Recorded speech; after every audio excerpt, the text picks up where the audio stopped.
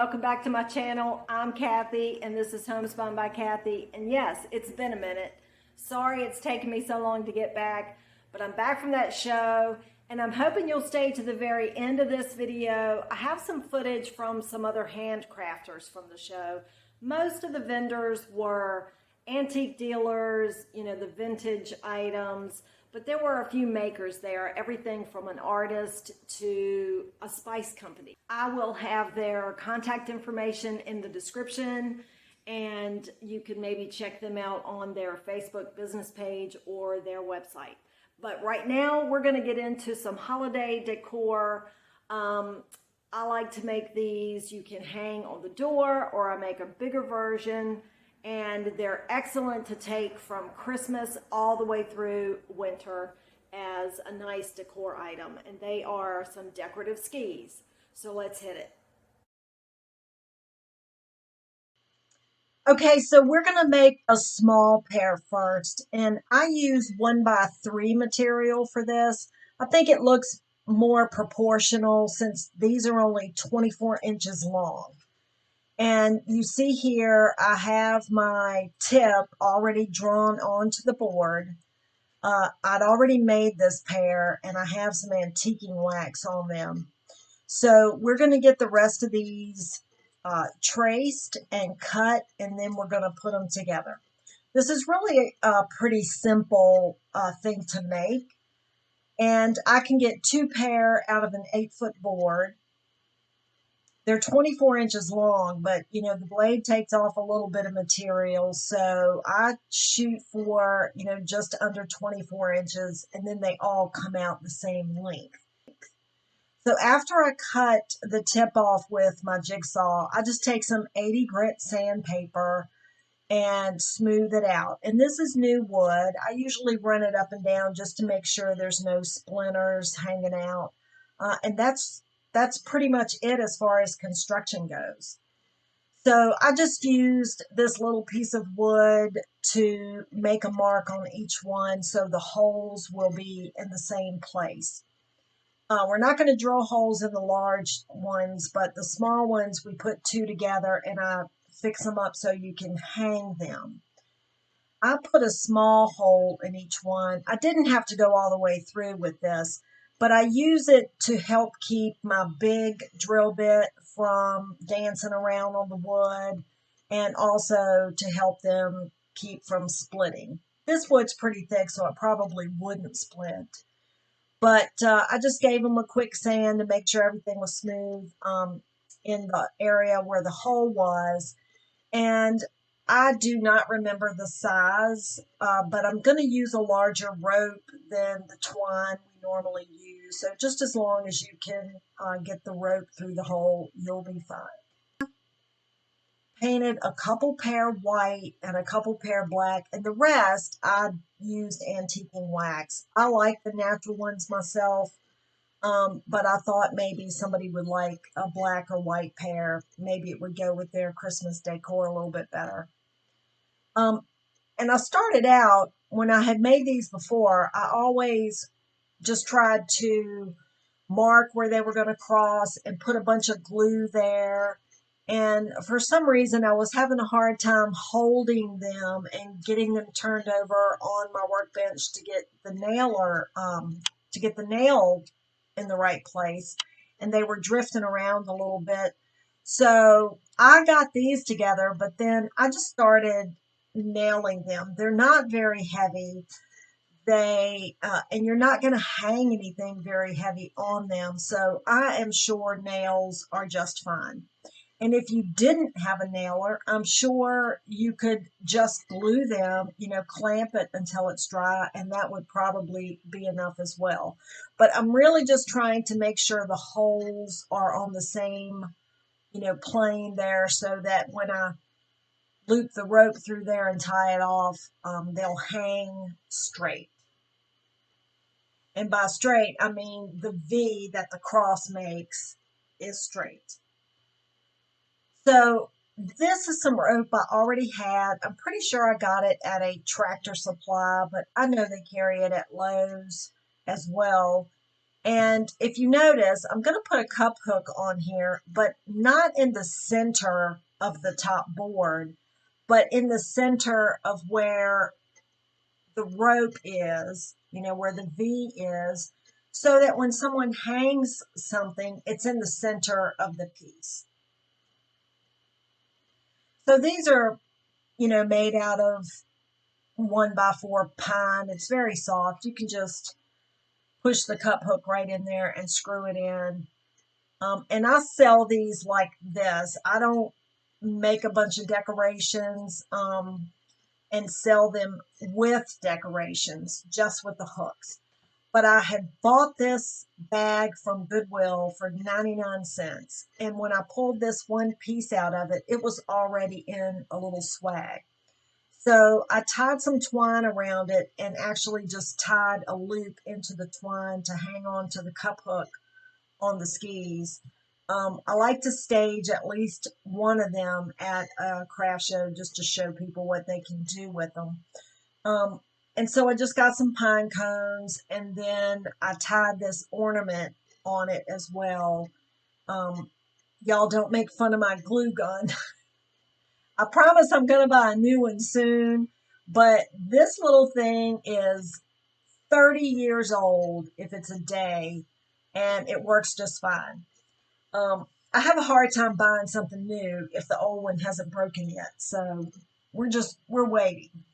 But there it is. And I'm going to run through this large pair first before we reveal.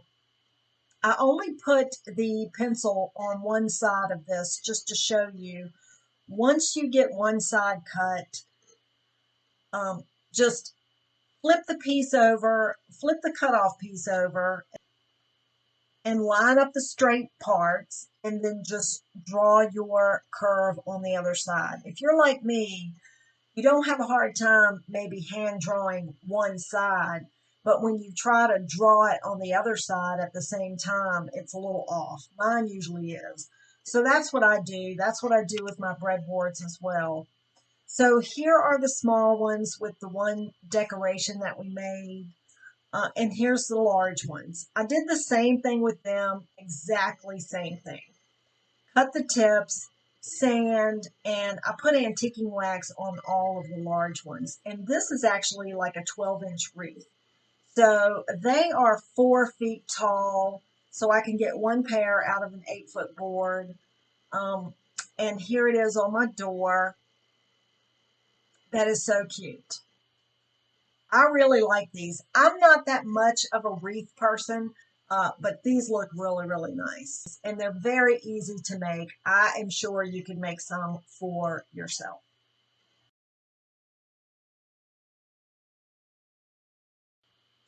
So Michelle is an artist, but she had also written a faith-based children's book. And it looked really, really cute. But her sunflowers and her art was really beautiful. I loved that she used all these vintage frames. It was really nice. You should look her up.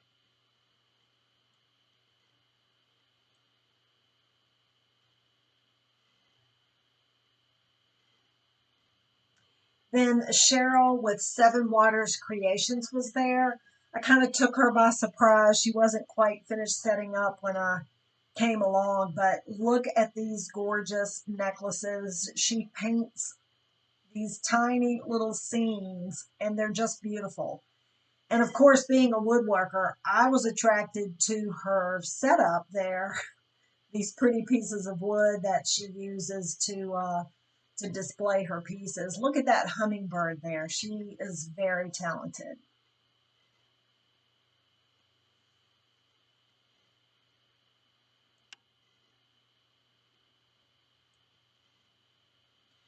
Simply Sassy and Tammy Wheeler Designs. This was so much fun.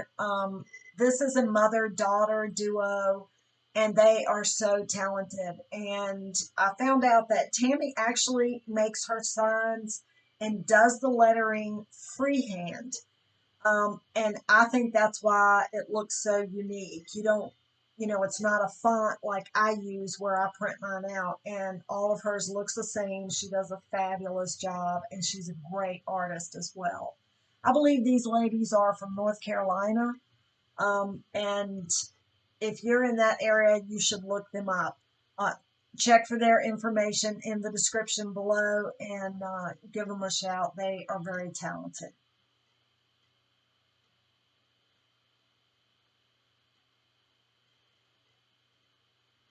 704 North Design Company. This lady does a fabulous job of these sunflowers and all of these small things, but her beautiful scenes of our Blue Ridge Mountains on the wood was my favorite. And I believe she also has an Etsy store as well as a website, and you should check her out. It's just gorgeous, gorgeous work.